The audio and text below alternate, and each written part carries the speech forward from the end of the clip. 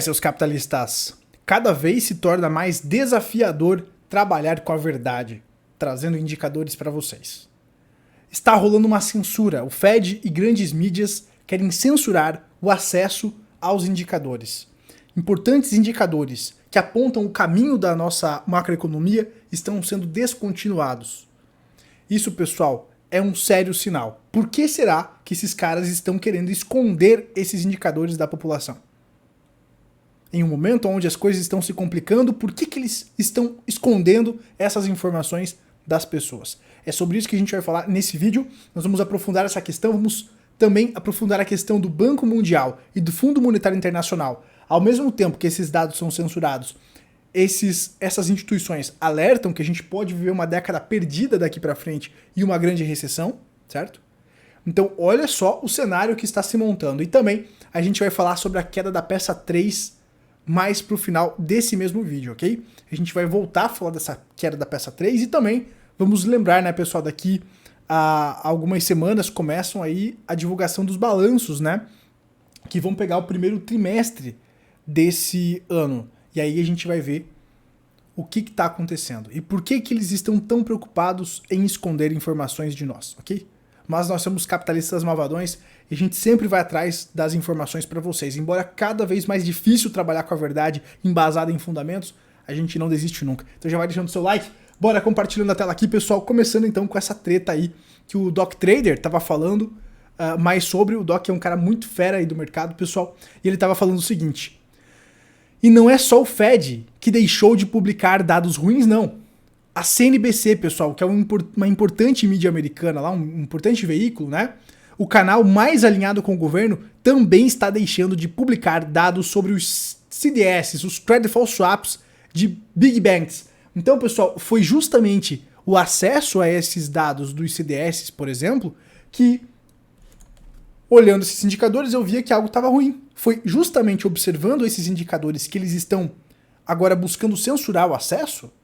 Foi justamente observando esses indicadores que eu consegui antecipar vários movimentos que estão acontecendo agora, que eu consegui antecipar há meses atrás que iria acontecer. Há 3, 4 meses atrás, a gente falava que o Credit Suisse estava com problemas, que a gente falava que esses aumentos de juros trariam problemas e quebradeiras. Justamente porque a gente tinha acesso a esses indicadores. E agora, pessoal, parece que eles não querem que as pessoas tenham acesso a essas informações, porque o que é mais valioso hoje em dia é informação. E aí, olha só, esses CDS de grandes bancos, o Doc fala aqui que a CNBC não vai mais divulgar, incluindo bancos como, por exemplo, o JP Morgan. E aqui o Doc fala que é vergonhoso, e realmente é vergonhoso. Por quê? Por que esses caras não querem que as pessoas tenham acesso ao que está acontecendo com esses bancos? Com o risco que está acontecendo aí no mercado. Por que eles estão escondendo isso da gente? Essa que é a grande pergunta. O Doc fala, querem esconder a verdade, só que hoje isso é impossível. Claro, hoje a gente consegue encontrar esses dados, né, de outras fontes, mas é bizarro, né, que grandes mídias, grandes fontes aí estão buscando esconder as informações. E o próprio Fed descontinuando vários indicadores importantes para a gente compreender o risco atual. Os caras querem estancar o problema, os caras querem evitar uma corrida bancária.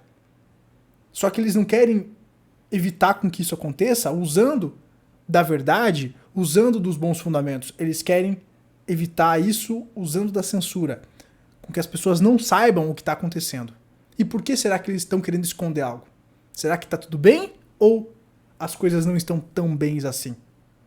Pois é, fica a reflexão, não posso afirmar nada, mas o exercício da mente é muito importante nesses movimentos, né, pessoal? Seguimos aqui o vídeo falando então sobre agora, ao mesmo tempo que os dados, algumas informações são censuradas, a gente tem aí grandes instituições como o Fundo Monetário Internacional e o Banco Mundial falando sobre aí uma possível recessão e complicações aí nos próximos meses. Então a gente vai aprofundar esse assunto agora, começando aqui com esse pronunciamento que saiu hoje, né, pessoal, do Fundo Monetário Internacional.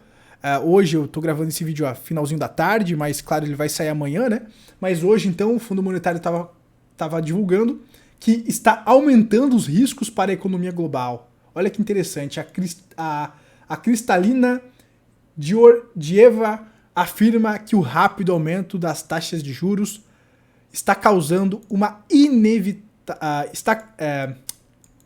o aumento, né, das taxas de juros causa inevitavelmente vulnerabilidade no mercado, pessoal. O que a gente falava, né, antecipava para vocês há meses aqui agora, então a diretora do Fundo Monetário Internacional vem e confirma, né? E esses juros, pessoal, devem continuar elevados. Então, por que aqui no canal a gente faz um esforço absurdo de trazer os dados e as informações de contexto? Porque é você entendendo o contexto que você vai entender as consequências. E quando você entende as consequências, você também compreende o que você vai fazer para se beneficiar. Seja dos momentos de vacas gordas ou de vacas magras. Seja dos momentos de tranquilidade ou do caos. O caos, eu diria que são os momentos que aparecem as grandes oportunidades de você mudar de patamar, né? Por isso que é legal você investir antifrágil, porque você se beneficia das altas e também do caos. Essa que é a grande jogada, né? E agora o que eles estão falando aqui? Eles estão falando que a gente pode ter aí vulnerabilidades, quem sabe com, então, essas taxas de juros se mantendo elevadas para combater a inflação, isso não possa causar mais quebradeiras, e quem está alertando isso aí é o FMI. Então, segundo Georgieva, o rápido aumento das taxas de juros mundiais para conter a inflação causam inevitavelmente vulnerabilidade no mercado, evidenciada pela falência repentina de bancos nos Estados Unidos. Só que eles vêm se pronunciar depois que a casa pega fogo, né? A gente aqui levava pedrada por antecipar esses movimentos. E agora que está acontecendo, eles vêm falar. E o que será que vai acontecer na sequência que eles ainda não estão falando, né? Essa que é a grande jogada. No vídeo de ontem, pessoal, vou deixar o link aí na descrição, eu falei sobre a possibilidade de a gente viver um subprime 2.0, né? E como coincide, eu falei mais nesse vídeo aqui, como coincide o momento da quebra do Bear Stearns com o Credit Suisse e o movimento parecido do resgate do Bear Stearns com o Credit Suisse. Para quem não assistiu esse vídeo aqui, eu vou deixar o link na descrição, tá muito legal aí. É mais uma pecinha do quebra-cabeça para você entender o que tá pegando, né? O vídeo se chama O Colapso do Crédito Nem Começou. O Colapso do Crédito Nem Começou. Subprime 2.0, eu vou deixar o link na descrição, porque você vai ver que vai fazer todo sentido o que a gente falou nesse vídeo com o que está acontecendo agora, beleza? Vamos seguindo aqui então. A gente falou do Fundo Monetário Internacional, mandando um alerta sobre o risco desse juro elevado, que deve persistir aí por mais tempo e gerando quebradeiras, né? Já está gerando vulnerabilidades no sistema bancário e, claro, quanto mais tempo isso vai persistindo, mais quebradeiras, teoricamente, deveriam acontecer, porque a maré vai baixando. E agora a gente vai falar sobre o Banco Mundial, pessoal. O Banco Mundial alerta para uma década perdida no crescimento global sem mudanças políticas ousadas. Eles, inclusive, vão falar sobre o PIB potencial, né? Aqui no canal eu já fiz um vídeo falando sobre o PIB potencial brasileiro, que está estagnado aí, já fazem anos, né? Uma década estagnado ali, e deve persistir assim. Então é realmente um grande problema, né, pessoal? Que não só o Brasil está vivendo, mas como outros países também, né? Principalmente países aí em desenvolvimento, né? Aqui os tópicos: nova crise financeira pode levar a desaceleração mais acentuada, certo? Isso quem está falando é o Banco Mundial.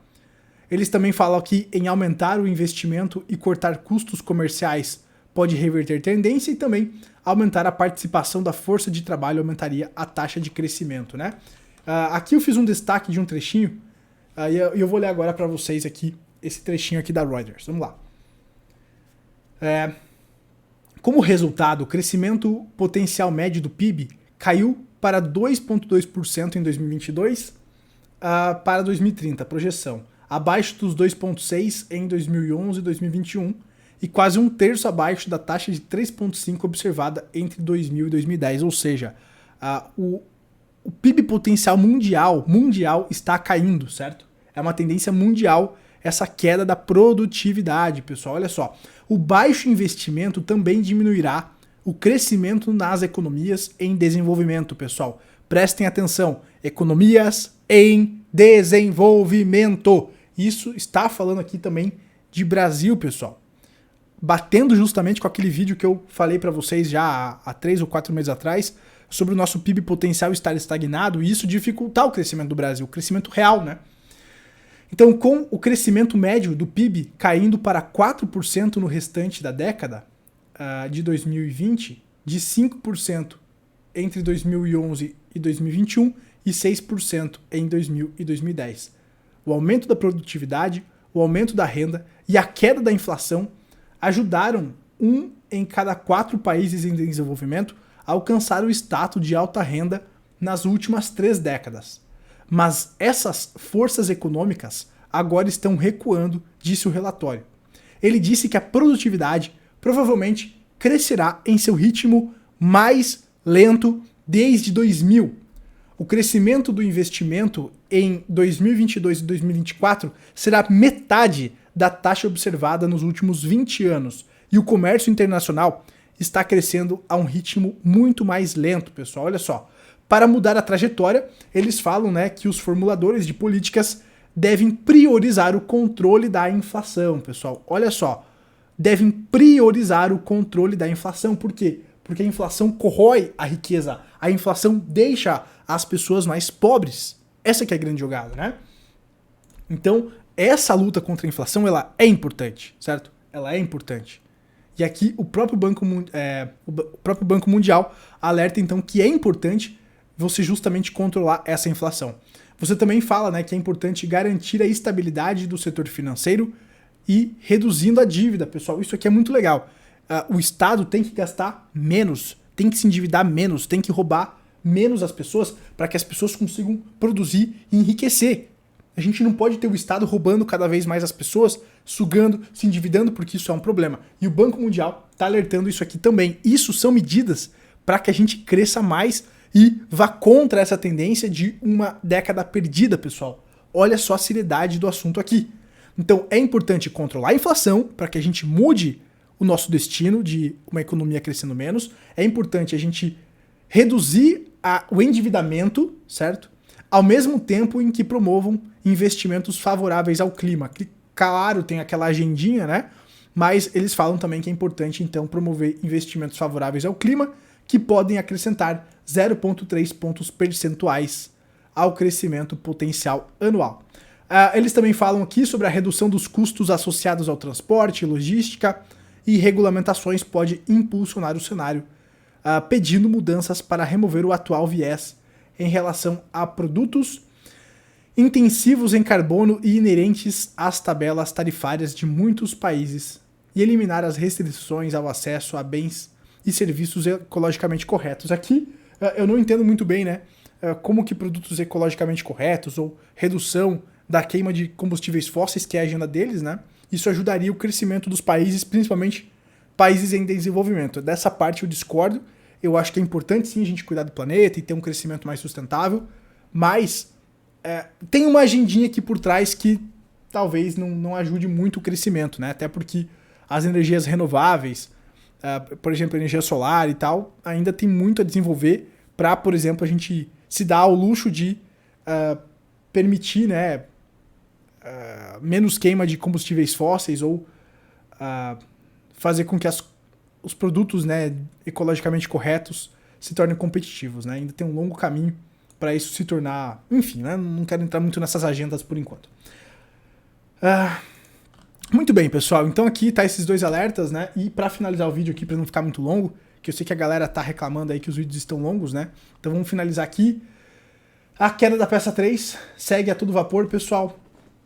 A gente não pode esquecer, a gente vem falando nos últimos vídeos sobre essa questão da corrida bancária, etc., né, bancos quebrando, mas a gente não pode esquecer da nossa base, né, do nosso top-down, que é a análise macroeconômica, associada aos ciclos. A gente não pode esquecer da queda da peça 3, né, pessoal? Quem acompanha o canal, quem é meu aluno já entendeu essa dinâmica. E por que eu acredito que ainda a gente vai ter mais complicações e mais oportunidades de exposição daqui para frente? E tá aí, né, pessoal? Olha só, Disney inicia demissão de 7 mil funcionários. Isso é exatamente o que eu antecipava para vocês que iria acontecer há meses atrás. Há meses atrás eu antecipava que isso iria acontecer e agora as coisas estão acontecendo, pessoal. Olha só. Iger disse que a Disney começará a notificar o primeiro grupo de funcionários afetados pelas reduções da força de trabalho nos próximos 4 dias. Uma segunda rodada maior de cortes de empregos acontecerá em abril, com vários milhares de reduções de pessoal, e a rodada final começará antes do início do verão. O conglomerado de entretenimento anunciou em fevereiro que eliminará 7.000 empregos como parte de um esforço para economizar 5,5 bilhões de dólares em custos e tornar seu negócio de streaming mais lucrativo. Outros streamings também estão aí apanhando, né, pessoal? É a realidade batendo à tona, é muito bonito, mas os números precisam fechar, né? Ainda mais em um momento onde o crédito está ficando caro e, como vocês já sabem, que a gente vem antecipando, né? É nesses momentos que os setores de tecnologia acabam se prejudicando. Então, olha só, prejuízo bilionário. Disney, Warner e Paramount anunciam demissões, né? Empresas anunciaram demissões, retirada de títulos dos catálogos e aumento dos preços das assinaturas dos seus serviços de streaming.